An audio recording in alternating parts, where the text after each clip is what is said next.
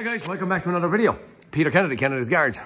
What we have is today we have a 2014 BMW X5 on the actual lift, and what's happening to it is under load. It's off my light. Under load, when you put it on the boot, it's an automatic wagon. You get a kind of a slipping or a. Well, anyway, I've heard this before. I've seen it on Mercedes MLs and stuff like that, and I have changed these. It's transfer box timing chain is what transfer box chain is what I'm going after. And I just said I'd get in here and have a little look and see what's involved in it. Now, I'm going to tell you honestly, I couldn't see a whole lot in here. It's covered up with all these bits of under trays and heat shields and all that kind of stuff. So what I was trying to figure out was what's involved in this thing before I suppose I got Ian involved in it. Now, when I'm standing here, what I did do is I unbolted the two bolts off the exhaust just here. Temperature sensor is sitting there. It's still kind of hanging fairly loose. I pushed off that exhaust rubber, and then I popped down my heat shields and stuff to try and see what's exactly happening in here. Now, when I'm looking, by what I can see anyway, whether I'm right or wrong, we have this big bracket in here mounting that's holding our gearbox up, and I suppose going to try and get off that. I'd see there's 3 bolts on this side. There's probably 3. Gosh, I'm hitting off the heat shields. There's 3 bolts on the other side, and actually it looks like these things slide back out or something, just to get us in. This is all one piece, so this does have to come off in order for us to split it there. Now, that drive shaft is going to have to come off. I'm also sizing up here. I'd say that part slides, so I'm thinking that if I get out 3 bolts out here, that my drive shaft will slide back for me. And once I've that bracket off here, may need to bring in a transmission jack, and I might support it. This is a plastic gear oil pan, whatever you want to call it. So I'm thinking that maybe I'd be able to support the gearbox from here. I'm hoping, and at that point in time I can drop down this bracket, and if I have the drive shaft off, then I'm hoping that I'm getting in there fairly close to where we want to be. But for now anyway, yeah, we're just going to keep on stripping. I'm going to wrap out these 6 bolts holding on that, see what way this mountain is handing up. Actually, that bolt in there might be a big long one going through the actual gearbox here, and get that down and try and see what we're up against. See that the motor in here for the 4-wheel drive, suggesting to myself that I can just unplug that and that this back cover might come off. Now, I don't know what I'm going to be up against in here. I have seen, I believe, that a couple of lads have had to unbolt the whole transfer box off it. I don't want to do that. If I can at all, I don't want to do that. What some people have said is they needed to get this gear out of it and they couldn't while it was in the car. But if we have that drive shaft off and if we need to press it from here, I'm hoping that this little thing will come out and we can change it in situ, okay? Yeah, that's it. I'm going to get out these couple of bolts, drive shaft, that mounting thing, and see where we're at that point, okay? Okay, we have our drive shaft pulled off. I actually pulled off the 3 bolts going direct onto the gearbox because there was no nuts on the end of them. Just thought it'd be easier with a power tool. I have taken off the bolts out of that bracket that was in there.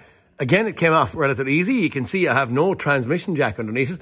It just kind of came down a little bit with no real weight on it, and then it just kind of sat there. So luckily we don't need it at this point anyway, transmission jack. I unplugged that block connector off that motor. You can see it actually sitting there, and then there's a little split pin in here, circuit pliers, and I've pulled off that item. So maybe we're down now to just rank bolts around here. It separates around here, so I'm hoping that maybe a couple of bolts later we'll be off. There was a knock sensor hanging on the steel bracket that sat down here, so I just took out 1 bolt out of that to just not damage anything there. But that's kind of it. There seems to be nothing else on it, so hopefully once I get up and split this thing, it'll come off handy enough. Fingers crossed. I don't think it was the right thing and not necessary, but I took off this actual motor. It only sits in a little keyway up there. I gave a little lever then from here actually up to that with a pry bar, and I gave a crack. I just had an old pan here for oil, and it's after coming that far anyway, very, very easily.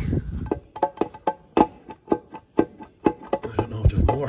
Oh, wiggling and wiggling as I drop oil. Okay, interesting. All very interesting. And here we are, looking at our chain. That chain actually doesn't look too bad. Okay, I'm trying to size up this thing. I suppose, look, when I'm looking at it, it is pretty baggy maybe on it. I don't know if that's enough or what the heck. And I suppose also this, yeah, I don't know, I'm looking at it and saying, if we took out this gear here, I don't think I'll still be able to get the chain out around here. So I'm thinking, maybe this does have to, maybe the two of them have to come off together, maybe. This item here is going to have to come off. I can see a split link, not a split link, circlip just up there. I'm hoping maybe if we take off that this yoke module might come out into hand. If that starts coming, maybe then I'll have to get off this drive shaft. And what I don't see is any way that drive shaft actually comes out. I thought it might have been a bolt in the front or in the middle of it, but they're not. Can't see anything around there. That's me with my oily fingers, but yeah, I don't know. I don't actually know how that comes out. Maybe if you just took off the drive shaft, maybe this will just slide out, leave a gear sitting there, and maybe then that gear presses that way. Maybe. Potentially, I'm suggesting that we'll have to take both of these out together. Or even if it slid out a certain amount and this came out, maybe I could then pop the chain off or chain on or whatever it may be. Yeah, that's kind of it. Look, I'm going to pop off that clip, maybe have a look at this drive shaft and just see what's going to be stopping these things coming out. Okay, guys, here's the realism of garage trade or garage life. It is now 5 o'clock, but it's not 5 o'clock in the evening, it's 5 o'clock in the morning. I actually woke up at 3 or half 3 and I had this thing playing on my head. I was on it yesterday evening, this BMW X5, and when I was on it yesterday evening, it started going in a direction that I didn't actually really like. Directions I didn't like was, I thought when I had this thing taken apart that I don't know if there's enough play in that chain to make it slip, number one. Number two, when I was taking this clutchy thing apart, which I probably wasn't assuming it was going to come apart in quite as many bits as it has, it is just sitting on the ground here. Not a whole lot in it, but yet fiddly little bits that have to be pretty accurate.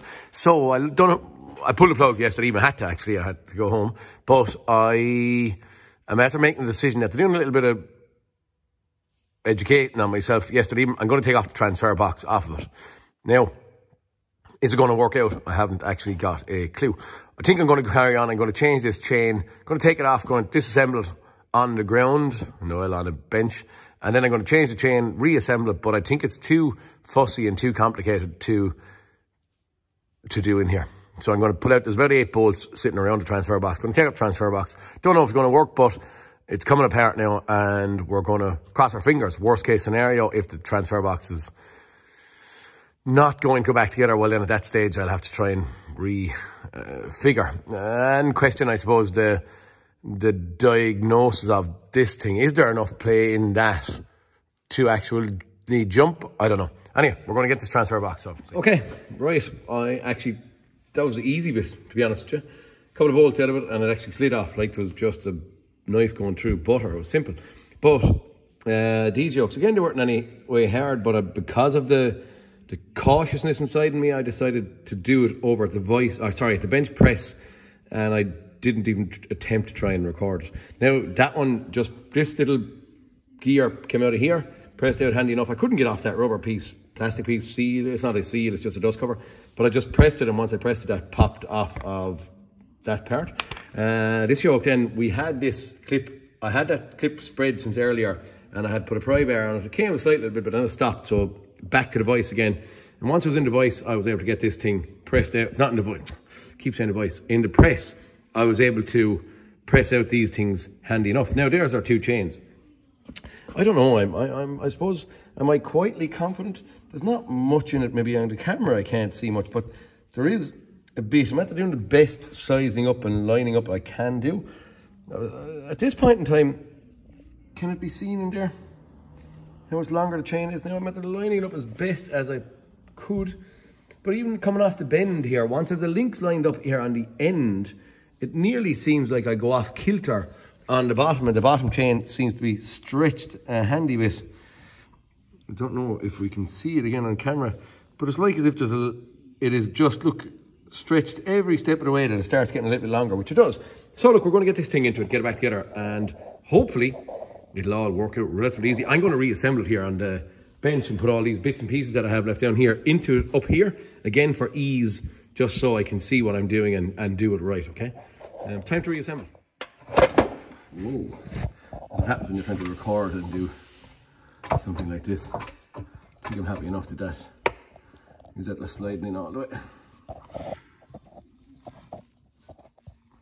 It's me holding the camera and trying to hold that thing single-handed. But anyway, that's as much as the pressing as you're going to see.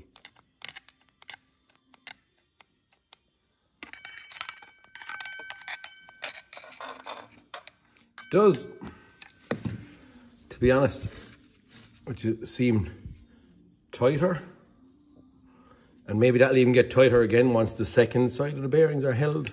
But in saying that, yeah, we're going to be quietly confident here and hope that this is the resolving of it. Now, very much so on the diagnosing, I didn't have any fancy way of doing it, just my experience, dare I say, and I don't know, just a gut feeling.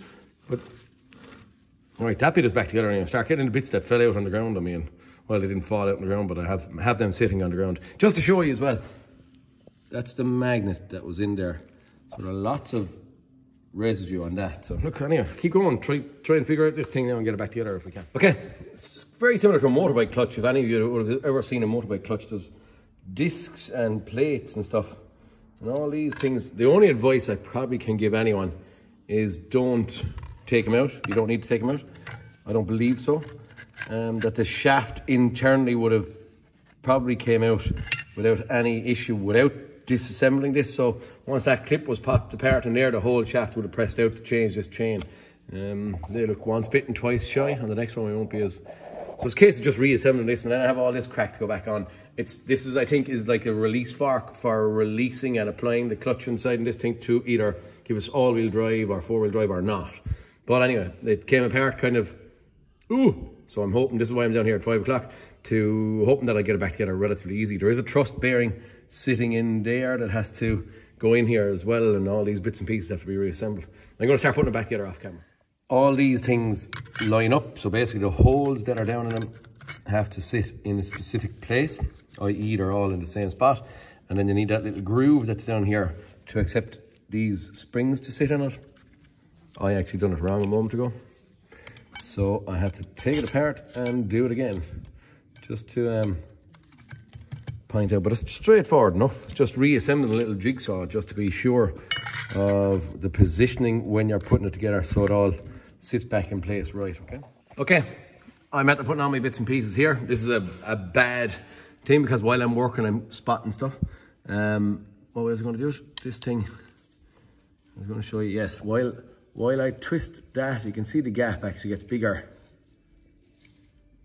See it? Okay, so that is what applies. There's 3 little bearings in there. That's what applies and or releases the clutch. So I'm suggesting that maybe when it goes that way, it actually squeezes the clutch tight against the springs that are in there. And then when it goes that way, it releases it off again and the springs make the clutch release. But here's my problem, and I'm just after copying it now. I was looking in here and I was looking at my chain that was after going on. But lo and behold, the chain I have here and the chain that's in there are different widths. I.e., I was looking in there somewhere and I thought it just looked too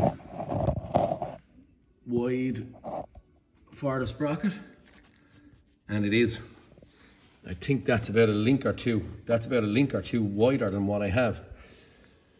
Neither here nor there. Bad day for mankind. It has to come apart again, and then we have to wait. I got this chain off of eBay, so maybe I'll have to touch base with these geezers. Again, I don't even know where I got it. But anyway, look, I just got it off of eBay, so we'll have to start figuring out about getting the right one. I'm going to reassemble this thing just purely because it might be handier and easier. I've said to you not to do it, so I'm going to reassemble that. I'll have to then get a chain again for this. This is the wrong chain, and I have to wait 10 days or something for this. So I have to wait another 10 days. So unluckily, the customer is going to be without a car for a couple of days. So don't get caught on that. The width or the height of the chain, which is exactly the same length, but the height of it. Now, I don't know what the difference is, and I can't tell you how to pinpoint. There's a certain amount of blue links, someone said, on one side of these things, but one or two, I can't see any on this, so I can't identify from that, but we basically wrong chain. Anyway, okay, the other little fast pointer that I couldn't see on any other video was this little split pin. No, sorry, not what do you call it? Circlip. Sits on here, but when I took it off, it gave a kind of a bing. And that's what caused my problem and made me say, ooh, how am I going to get this thing together? But that has to be pressed down against these springs. So in theory, when putting it back together, this crack looks like it nearly, I wouldn't say it'll go anywhere, but it can't be too far off. It looks like, you'll see these things, they kind of line up. This thing has to line up in the middle of the teeth here. And then there's a little oil feedy thing that holds this in place down at this side. But the long and short of it is this has to be pressed together to get on that clip, okay? So that's what I'm going to do now. I've seen lads cutting and having it back together when they continued recording, but excuse me, they didn't show it, okay? Okay, this is the only way that I could get that little split pin, circlip, whatever you're going to call it, I haven't a clue. Give out to me later. But I actually pressed on the outer shell just with 2 extensions and 2 sockets trying to make up a certain distance. Once I got that pressed down and the weight taken off the actual spring or whatever you want to call it, I could get in the clip. And at this point in time, I'm thinking I can nearly, one side of that actually must have been a slight little bit longer because yeah, anyway, it's gone in. But look, we're back together now, and I would suggest that, well, I won't probably push it with my fingers, but anyway, I'm happier with that module reassembled and not being of concern for the next stage where I have to replace my chain again. Time to press these things apart again and actually leave them together until I get the chain. But look, here we go. That's it for today. The joys of that fast show and tell. So that thing spins, and the minute I pull this, it locks up the whole lot, so you can see. Okay, so that's me just basically applying that, would you say, pressing the clutch. It's kind of working opposite to what a normal clutch is. So it's released, and then you do that, and it locks it into place. Okay, so at least my clutch is back. Okay, take 2. The new chain, there was the old, actually that's the new chain, there's the old chain. The old chain that came off it, and I fitted a new chain, and look at the difference we had, which I didn't cop. Should have copped it, but I didn't cop it. So that had to come apart again, and then I had to get this thing. This is an ATC45L transfer box, okay?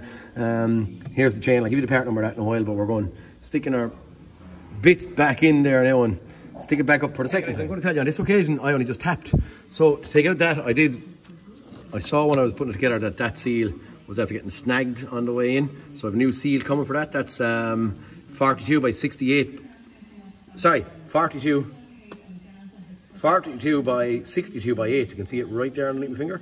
So that's the internal is 42, external is 62, and the width of it is 8. But anyway, this thing went in actually when I had that sitting kind of right, and I started tapping in this. The weight of that actually brought it nearly in of its own accord, and then I had a look at the chain from the side and just a little tip of the hammer, so I didn't stir from my bench here. I didn't go to the actual vice, or sorry, the press at this stage. So look, it's all gone back together. Our clip was even at the popping into place and held, so that's all kind of nice, simple and easy. When I had it together, it was giving it kind of a, which I don't know if I showed, but yeah, that's it. Right chain in. Time to assemble this thing and get it back into the car. Okay guys, on assembly, this little piece, this little oil, whatever we call it, I don't know, oil way, oil drain, oil something, sits in. It just sits into the little position down here, and it plugs in here, and that then in turn holds this little lock and tab in the position that's going to line up with that. Okay, now on disassembly, I took off that motor, and we have to take off that motor, so that motor is coming off. What I'm going to do is, when I'm reassembling it, this little scrolly bit here has to be, just put a screwdriver in it and twist it, and it kind of scrolls its way into place. Okay, probably would just push in, but just give it a little twist just to sit in to these teeth correctly, and then that motor is like a wiper motor. It'll spin around and around and around. It then will set up to its position afterwards once we're getting it assembled. It's one of your cases of pretty, okay, Once I was doing that, it will get tight there at a stage. If I go, it's kind of pulling there, it's starting to get tight, where I'm starting to pull the clutchy thing. And I did have to look down here, and I also, one second, just saw that that wasn't exactly central, and I gave a little twist to my screwdriver to move it around. And once that kind of got central, then I just used, I probably should be using the copper hammer, but I didn't have one to hand. But I'm just tapping it, and it's closing. Well, the gap is closing for us there, okay? Okay, we're going to drive on, and we'll stick in that next, and then the new oil seal is going to have to go in after that. Okay, she's back together. Oil seal fitted in here, motor stuck on. Our clip actually that came off in there, that goes on quite easy. Time to offer it back up to the car. I'm not going to try that on camera. The car is sitting just here, but I'm just going to lift it up, send it in, and there's no sealer needed around here. There is no oil in here. It's only contained in here and contained in the gearbox itself. All right, time to put it up and squeeze it back together. That was a very easy process when I was taking it off, so it should be very, very simple at this point. No lining up here, it just sits straight in any position. Transfer box back up, little round bolts, 6 of them or whatever it may be, back in place. Put on the little carrier there, subframey thing, and at this stage then I'm just looking at a couple of ground straps. At this stage then I'm going to get myself set up and put in a bolt and a few drives and bits and pieces like that. But all the assembling here is very simple. Okay guys, that is it. Exhaust squares up, hanging on our hangers, all the bits of under tray put on, oil put into my transfer box, and that's it, ready to be dropped down on the ground. Yeah, I don't know, hopefully there's something in here, a test drive to be done now, but that's the process anyway in which we need to do to get a transfer box chain changed on the ATC45L. Yeah, what can I say? I don't know. It's not the easiest job in the world. I suppose the thing to not get caught on is the chain being wrong. Watch out for the width of them rather than, you know, the actual size. The size seems to be very generic. There seems to be the same in nearly all transfer boxes from what I've seen anyway. Now, what does the name of the crowd? One Stop Gearbox Shop. I rang him, I told him what had happened. I didn't contact them to get it, so I actually ordered it on eBay. Only place I could get it. BMW sell only the whole transfer box. When I ordered it, thought I was doing the right thing, but it was wrong. When I touched base with them after that, they told me, send it back. Which I did, or I didn't do yet, it's inside there. But they then organised in the UK, One Stop Gearbox Shop, to get it sent from the Netherlands over to me faster, because the Netherlands wouldn't have to go through customs, and at that stage, I was going to have it the next day. So, it happened within 24 hours I had a chain.